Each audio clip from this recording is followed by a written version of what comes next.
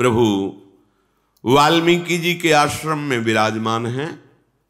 महर्षि वाल्मीकि जी प्रभु को कहाँ रहना चाहिए, किनके हृदयों में वास करना चाहिए, प्रभु की प्रेरणा से, प्रभु की आज्ञा से प्रभु सुनना चाहते हैं, इसलिए वो सुना रहे हैं। कह रहे हैं, गुण तुम्हार समुझई निज दोषा, जेहि सब भांति तुम्हार भरोसा। राम भगत प्रिय लागहि जेहि, तेहि उर बसहु सहित बैदेहि। जाति पाति धनु धर्म बड़ाई, प्रिय परिवार सदन सुखदाई। सब तजि तुम्हि रहई उर लाई, तेहि के हृदय बसहु रघुराई। हे नाथ, जिसके हृदय में बात आती है, सतमार्ग की जितनी शुभ चेष्टाएं हैं वो मेरे प्रभु की कृपा से हो रही, मेरे गुरुदेव की कृपा से हो रही। और जो गलती हो रही है वो मेरा अहंकार है, वो मेरी वासना है, वो मेरी त्रुटि है, गलती है। गुण तुम्हार समुझे निज दोषा। ये जो भगवान नाम जप करना, इंद्रियों का अंतर्मुख होकर विषयों का त्याग करना, भगवत कथा श्रवण करना, भगवत सेवा करना, भगवत भाव से जगत की सेवा करना, ये वास्तविक केवल भगवत कृपा से ही आता है हृदय में।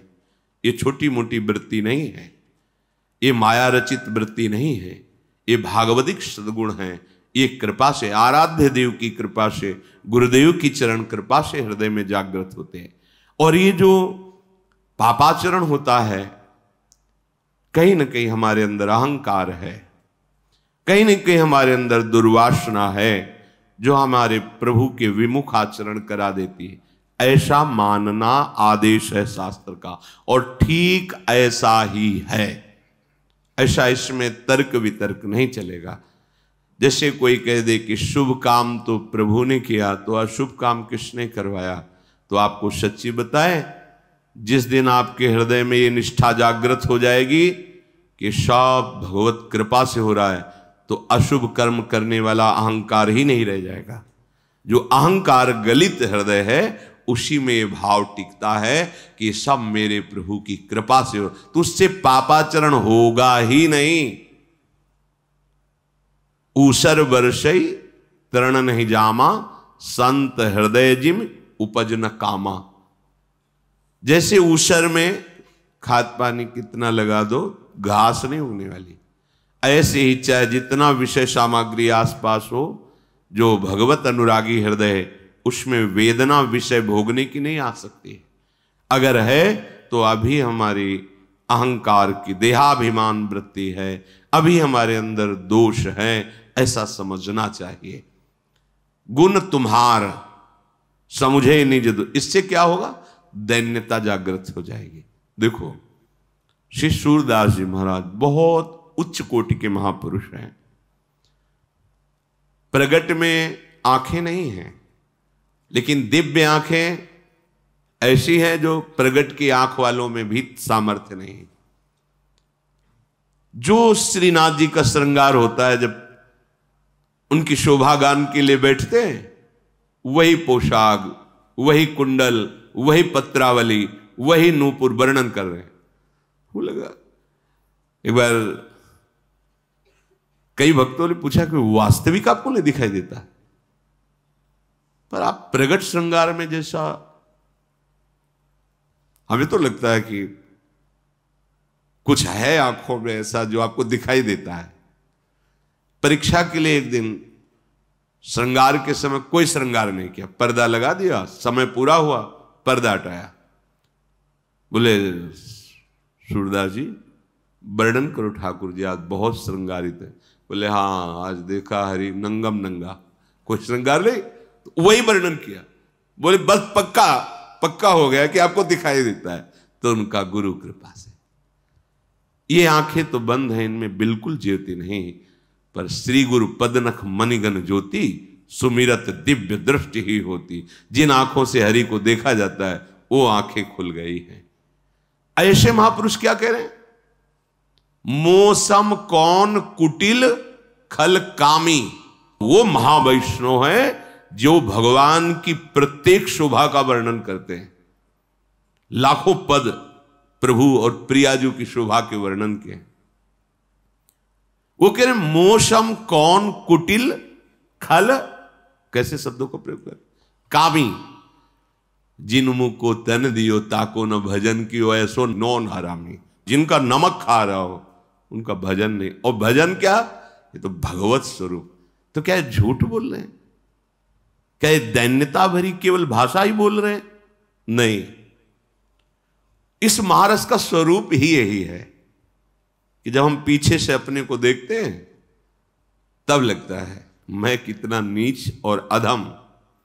जहां एक एक वृत्ति बिखरी पड़ी है, बिखरी पर्यो मन सिमटत नाही इंद्रिन लीनो जीत, वहां ये रस, तब लगता है मैं तो नीच और अधम हूं। अगर कुछ है तो मेरी लाडली की कृपा है। यह ऐसा अनुभव होता है।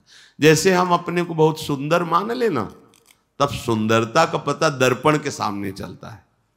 या जहां बहुत सुंदर लोग हो वहां चले जाओ तो तुम्हें अपनी सुंदरता का पता चलेगा। तो सुख और गुण और सौंदर्य के समुद्र हैं प्रभु। जब इनके सामने इनके प्रेम रस का अनुभव होता तब लगता है क्वा हम तुच्छा परम मद, कहां मैं नीच और अधम और कहां ये प्रेम रस। ये तो केवल स्वकृपया, ये उनकी कृपा से केवल प्राप्त हुआ है। उसका मैं भजन नहीं करूं ऐसा नमक हरामी हूं। महाराज कह रहे हैं जबकि भगवदाकार वृत्ति ही हर समय रहती है। अपने लोग ये भाई, जब सब कुछ भगवान करा रहे हैं तो पाप भी तो भगवान करा रहे हैं। तो फिर भगवान ने नरक भी रचा है, भगवान ने रोग भी, अपमान भी, दंड भी रचा है। तो उन्हें भगवत स्वरूप प्रसाद मान के सहन करो, रोते काय को हो गया। अगर कि नहीं ये सहन नहीं करना है तो फिर ये बात स्वीकार करो कि ये पापाचरण नहीं करना है। तुम में ऊर्जा शक्ति भगवान ने दी है, बुद्धि शक्ति दी है। आप अपनी बुद्धि शक्ति से नियंत्रित करके, अधीन करके ऊर्जा शक्ति को परमार्थ में, सतमार्ग में, मंगल कार्यों में लगाइए। गुण तुम्हार समुझे निज दोषा। फिर एक स्थिति आती है गुण दोष दोनों से परे स्थिति। अपनी जब याद ही नहीं रह जाती, केवल प्रभु ही प्रभु, वो स्थिति आती। ब्रह्म नहीं, माया नहीं, नहीं जीव नहीं काल, और अपनी सुधि ना रही एक रहे हो नंदलाल। अब खत्म। अब तो कोई शंका नहीं, कोई गुण नहीं, कोई दोष नहीं, कोई लाभ नहीं, कोई हानि नहीं। सच्चिदानंद में वृत्ति भगवदाकार ही में न जान परे कान है कि प्राण है। प्राण भय कान में, कान भय प्राण में, ही में न जान परे कान। ये चरम अवस्था की। और जिसको भगवान का भक्त दिखाई देते ही ऐसा प्यारा लगे जैसे अपना कोई प्रिय सगा संबंधी रिश्तेदार दिखाई दे ना, तो कैसा लगता है? एकदम हृदय। एक जगह वर्णन है कि जैसे बादल को देखकर मोर कुहुक पड़ते हैं, नाच पड़ते हैं, ऐसे भगवत प्रेमी महात्माओं को देखकर हृदय नाच पड़े। अहो भाग्य, अहो भाग्य, राम भगत प्रिय लाग ही जाही जेही तेयुर बसो सहित वैदी। हे नाथ, आप उसके हृदय में प्रियाजू के सहित विराजमान हो जो आपके भक्तों को देखकर आनंदित होते, नाच पड़ता है हृदय। अहो भाग्य, अब मोहि भा भरोस हनुमंता, बिनु हरि कृपा मिले नहीं संता। जो प्रभु मोहि अनुग्रह कीन्हा, तो तुम आई। आज संत दर्शन हो रहा है, भगवत भक्त का दर्शन, हृदय गदगद हो रहा है, निहाल हो रहा है।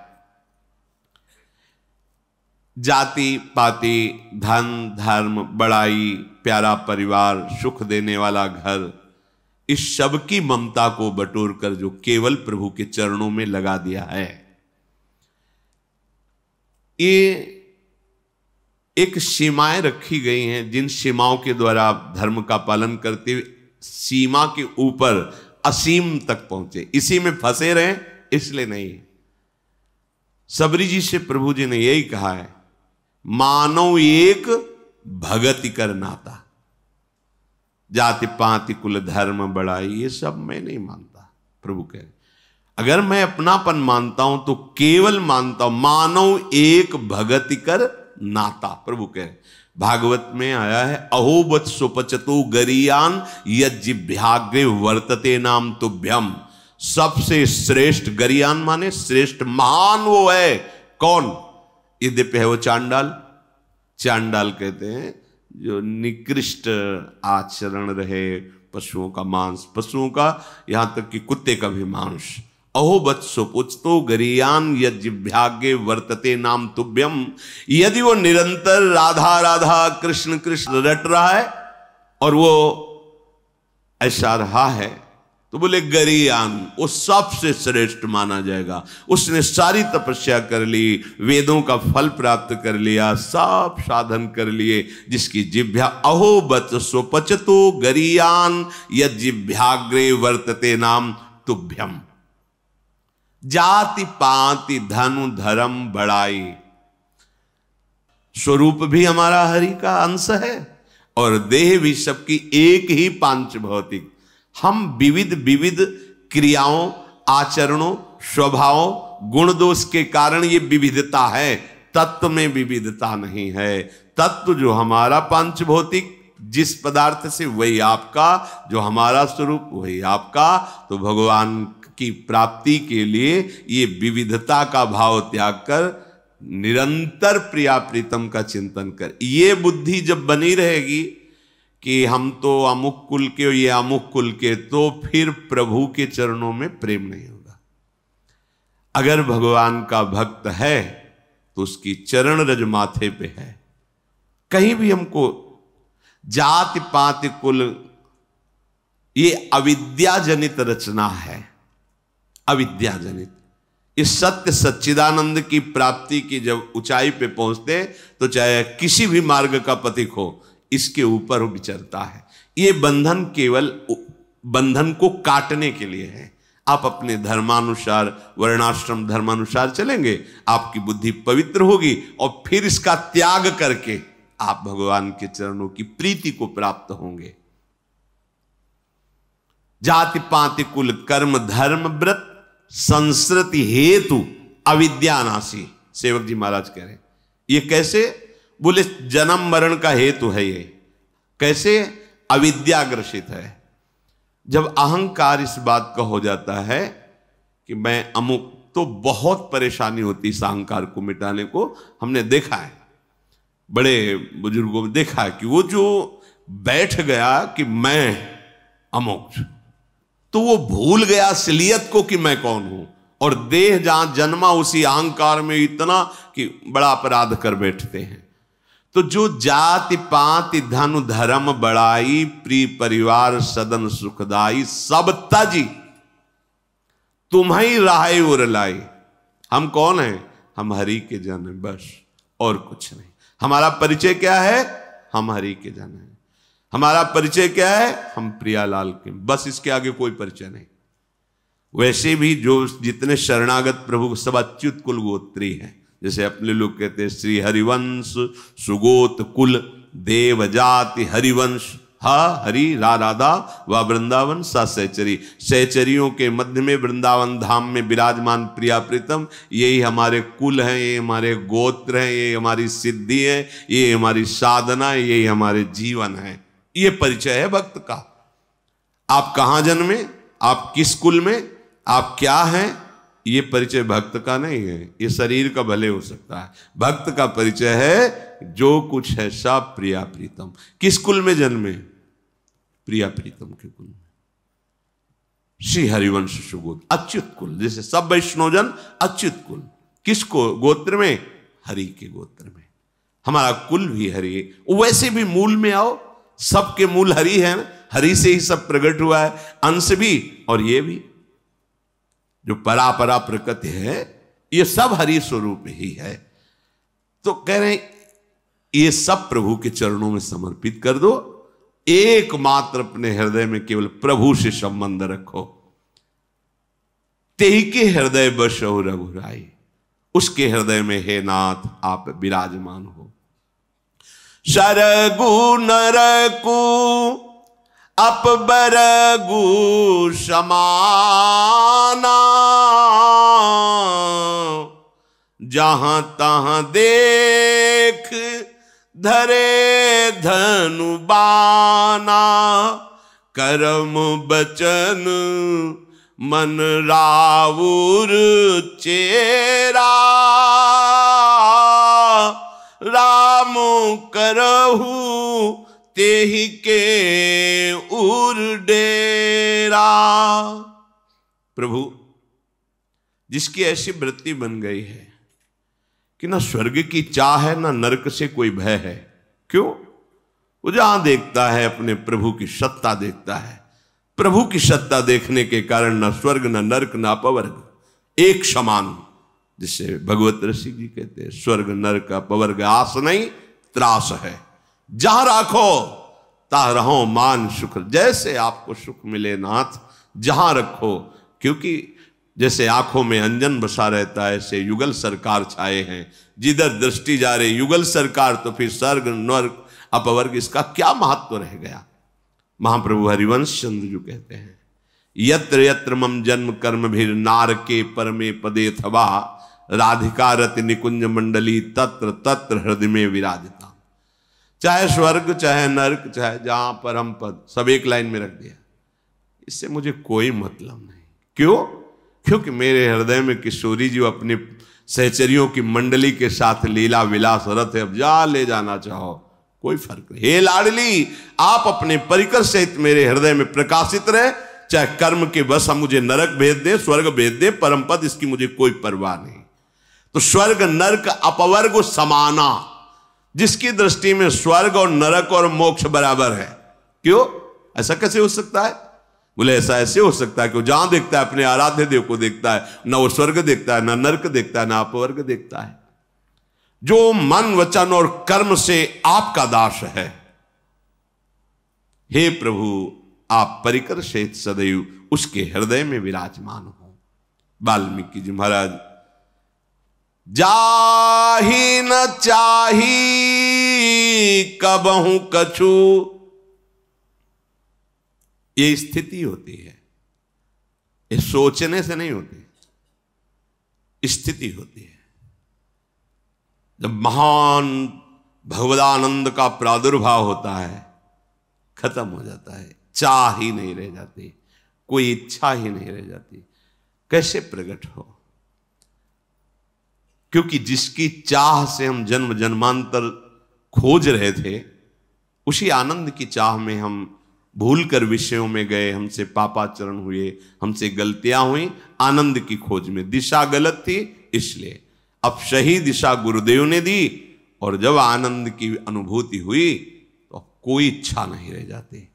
जाहि न चाही कबहू कछु, तुम सन सहज सनेहु, बसहु निरंतर तासुर, सोराउर निज गेहूं। हे प्रभु जिसके हृदय में कोई इच्छा नहीं है, आपसे कुछ नहीं चाहिए, थोड़ा सा प्रेम अगर हो जाए, थोड़ा सा भी किनका आ जाए तो ये स्थिति आ जाती है। प्रेम में अपने प्यारे को सुख पहुंचाने के सिवा और कुछ याद ही नहीं रहता। प्यारे को सुख, देहाभिमान में अपने शरीर सुख के सिवा और कुछ याद नहीं रहता। प्रेम केवल अपने आराध्य देव को कैसे सुख मिले, आराध्य देव के प्रतिकूल तो स्फुरणा ही नहीं हो सकती। आराध्य देव सर्वानंदमय है। जब सर्वानंद में प्रभु का अनुभव हो जाता है तब किसी भी सुख की चाह नहीं रहती। ये हृदय की स्थिति होती है। तो हे प्रभु, जिससे कभी कुछ भी नहीं चाहिए, जिसका स्वाभाविक सहज प्रेम आपसे है, आप उसके हृदय में, मन में ऐसे निवास कीजिए जैसे अपने घर में रहा जाता है। बाहर गए कहीं तो 1-2 दिन रुके, चले आए, लेकिन घर तो अपना है ना। तो जो ऐसा भक्त होता है, उसके हृदय को भगवान अपना घर मानकर विराजमान होते हैं। मुनिश्रेष्ठ वाल्मीकि जी ने प्रभु को ऐसे भक्तों के हृदय में निवास करने की प्रार्थना की। प्रभु मुस्कुराए और उनके वचनों का अनुमोदन किया। फिर मुनि ने कहा कि हे सूर्य कुल के स्वामी, अब आप प्रकट में रहने के लिए जो बात, तो ये बहुत सुंदर चित्रकूट है। इस चित्रकूट पर्वत पर आप वनवास का समय काटिए। यहां बड़ा सुहावना वन है, बड़े सुंदर सुंदर पर्वत हैं, लताएं हैं। यहां हाथी, सिंह, हिरन, पक्षी बहुत आयत में हैं, पर यहां ऋषियों के प्रभाव से सब निर्वैर रहते हैं। बड़ी पवित्र नदी है मंदाकिनी, जो अनुसुईया जी के तपस्या के बल से प्रकट हुई है। एक समय महाराज अत्रि जी समाधि से बाह्य दशा को प्राप्त हुए और कहा जल। उस समय जल की बड़ा अभाव वृत्ति थी, वर्षा भी नहीं हुआ था, कोई सरोवर में भी जल नहीं था, कोई कूप आदि भी नहीं। स्वामी ने जल मांगा है। वो पातिव्रत धर्म से महान शक्ति को प्राप्त अनुसुईया जी, तत्काल पृथ्वी में से कुशा धारा निकल पड़ी पाताल गंगा की, मंदाकिनी, अलकनंदा आकाश गंगा, और भागीरथी ये पृथ्वी में, भूतल गंगा का नाम जाह्नवी, भागीरथी गंगा। नीचे जो 3 धाराएं गई थी, ऊपर जो अलकनंदा, नीचे जो मंदाकिनी, पाताल गंगा का प्रादुर्भाव वहीं आश्रम से ही प्रवाहित है चित्रकूट में। और वो अनुसुईया जी के पातिव्रत धर्म के तप का आज भी प्रभाव दिखाई दे रहा है कि वो सहज स्वाभाविक मंदाकिनी जी, बड़ा परम पावन जल है, बड़ी अद्भुत शोभा चित्रकूट के है, मन लुभायमान हो जाता है। भगवान ने प्रशंसा करते ही अनुसुईया जी के पातिव्रत धर्म की, तप बल की महिमा बताई। मंदाकिनी गंगा नाम है, पाप रूपी जितने भी हैं उनको सबको नष्ट करने के लिए महान विकराल रूप है मंदाकिनी। अर्थात मंदाकिनी गंगा का आचमन, अवगाहन पापों का नाश करने वाला है। और बड़े अत्रि जैसे महापुरुष यहां विराजमान हैं। वाल्मीकि जी ने बताया, जो योग, तपस्या और जप के द्वारा अपने इंद्रियों को परम पावन करके अधीन किए हुए हैं। हे श्री राम, आप सबकी तपस्या को सफल करने के लिए, पर्वत श्रेष्ठ चित्रकूट को गौरव प्रदान करने के लिए आप यहां विराजमान हुए। महर्षि वाल्मीकि जी ने चित्रकूट की बड़ी महिमा बखान की। तब सीता सहित राम लखन जी ने श्रेष्ठ गंगा नदी मंदाकिनी में स्नान किया और कहा बहुत सुंदर शोभा है, अब यहीं कहीं ठहरने की व्यवस्था करो। लक्ष्मण जी ने पैश्वनी नदी के उत्तर के ऊंचे किनारे को देखा और उस स्थान में कुटिया बनाने की सोची।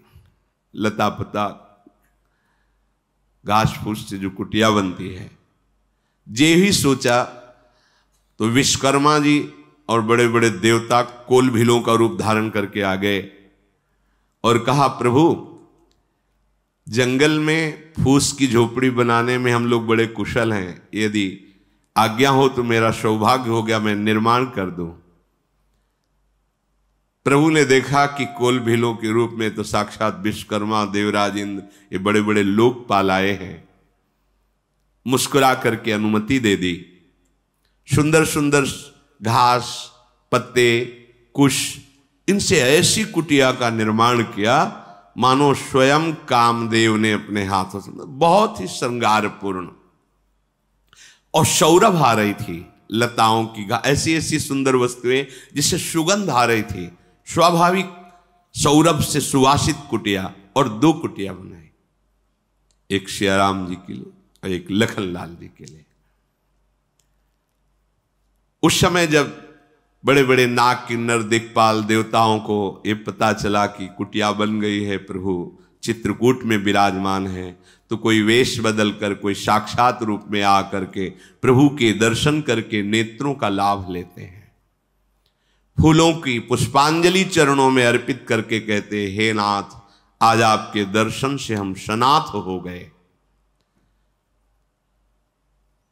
बड़े बड़े ऋषि मुनियों को जब पता चला कि हमारी तपस्या का फल साक्षात प्रभु श्री हरि अब यहीं चित्रकूट में विराजमान होंगे, नाचते हुए कीर्तन करते हुए मुदित मुनियों की मंडली आकर के सियाराम लखन के रूप का पान करते हैं और साष्टांग दंडवत करते हैं। प्रभु किसी को देखकर, किसी को हाथ जोड़कर, किसी को गले लगा करके उनको संतुष्ट करते हैं। जैसी जिसकी भावना वैसा सुख प्रदान कर रहे हैं। जथा जोग सन्मानी प्रभु विदा किए मुनि वृंद, करहि जोग जप जाग तब निज आश्रमनि सुछंद। अब कोई भय नहीं रहा निशाचरों का, साफ स्वच्छंद होकर के खूब जप यज्ञ और नाना प्रकार के भागवतिक अनुष्ठान लेकर ऋषि लोग आनंदित होकर चित्रकूट में विराजमान हैं। जब वास्तविक जो वहां कोल की रात कोल भील रहे थे, उनको जब पता चला कि ऋषि मंडली प्रभु के दर्शन के, उनके भी मन में आया, देखे कैसे है प्रभु, कोई कंद, कोई मूल और कोई दोना में जल भर के, मंदाकिनी का जल भर करके, क्योंकि भेंट लेकर जाना चाहिए आराध्य देव गुरुदेव, उनके चरणों में चल रहे। उनके हृदय में इतनी दैन्यता है कि क्या प्रभु हमसे बात करेंगे? हम लोग तो कोल भील की रात है, क्या प्रभु हमारा लेकर के ये जल पान करेंगे, ये फल खाएंगे? तो जो पहले प्रभु की महिमा देख सुन चुके थे वो ढांढस बंधाते हैं, बड़ा कोमल स्वभाव है। प्रभु किसी से भी सहज में प्यार से ही उनके हृदय में साहस बढ़ता है। वो सब आते हैं, सामने भेंट रखते हैं, जैसा भाव आता है वैसे प्रणाम कर रहे हैं। प्रभु उनसे ऐसे मिलते हैं जैसे घर के परिवार के जनों से मिला जाता है। वो तो चित्रलेखे से रह जाते हैं। प्रभु का स्वभाव, प्रभु की प्रेम मुद्रा, प्रभु का वो रूप, परमानंद में निमग्न हो जाते हैं। उनके आंखों से अश्रु बहता है। प्रभु सबको बहुत प्रेम भरे वचनों से सम्मान देते हैं, बार बार जोहार करते हैं। जो कोल की रात भील जन आए हैं, वो प्रभु की ऐसी प्रियता देख करके, अब हम नाथ सनाथ सब भय देखी प्रभु पाए, भाग हमारे आगमनु राउर कोशल राय। नाथ, वैसे तो हम सब अनाथ जंगली हैं, पर आज हम कह सकते हैं कि हम सनाथ हुए क्योंकि आपके दर्शन पाए। हे कौशल नरेश प्रभु राम, आज हमारे भाग्य खुल गए क्योंकि आपका शुभागमन हुआ। और हम जंगली कोल भील कहां आपके दर्शन पाते। प्रभु, यद्यपि हमें ज्ञान नहीं कि कैसे स्तुति करें आपकी, पर धन्य भूमि बन पंथ पहारा, जहां जहां नाथ पाऊं तुम धारा। धन्य बिहग मृग कानन चारी, सफल जन्म भय तुम्हें ही निहारी। हम सब धन्य सहित परिवारा, दीख दरस भरी नयन तुम्हारा। प्रभु जहां जहां आपके श्री चरण पड़ते हो भूमि धन्य हो गई, वो वन, वो मार्ग, वो पहाड़, ये सब धन्य हो गए। प्रभु जहां जहां आपके पशु पक्षियों ने दर्शन किए सब परम पद के अधिकारी हो गए, उनका जन्म लेना सफल हो गया। आज हम कोल की रात भील सब परिवार सहित धन्य हो गए, क्योंकि नेत्र भर के आपका दर्शन पाए। प्रभु यहां सब ऋतुएं हर समय आपको सुख पहुंचाएंगे, और हम लोग बड़े प्रवीण हैं जंगल में रहने में, तो किसी भी तरह की कोई भी कष्ट वृत्ति आपको स्पर्श नहीं कर पाएगी। और जहां आप वन विहार के लिए चलेंगे तो आगे आगे हम होंगे, आपको बताएंगे कहां से मार्ग है, कैसे मार्ग है। प्रभु यहाँ के सुंदर सुंदर सरोवर, झरने, लताएं और जितनी भी सुख सामग्रियां सबका हम परिचय कराएंगे। प्रभु हमें आज्ञा कीजिए कि हम आपकी सेवा में रहें। ऐसे जो कोल की रात ऐसे वचन बोलते हैं, आहा, मुनिजन वेद भी जिनकी स्तुति करते अघाते नहीं, करुणाधाम प्रभु इनकी बातें सुन सुन करके दुलार कर रहे हैं, जैसे पिता अपने बालक की इनको दुलार कर रहे हैं। प्रभु को ये आप समझ लीजिए कि केवल प्रेम ही प्यारा है, राम ही केवल प्रेम प्यारा, जानी ले जो जाननी हारा। प्रभु को अगर वश में किया जा सकता है तो केवल एक उपाय है, प्रेम। जैसे जब प्राकट्य होना था तो कोई कह रहा था वैकुंठ चलें, कोई कह रहा था क्षीर समुद्र चलें, अलग अलग भावना। पर तेह समाज गिरजा में रहू, अवसर पाए बचन कहू, हरि व्यापक सर्वत्र समाना, और प्रेम ते प्रगट होए मैं जान। भगवान शिव ने कहा कहीं जाने की जरूरत है, यही प्रेम से पुकारो, प्रभु प्रकट हो जाएंगे। राम ही केवल प्रेम प्यारा, हमारे प्रभु को केवल प्यारा है प्रेम।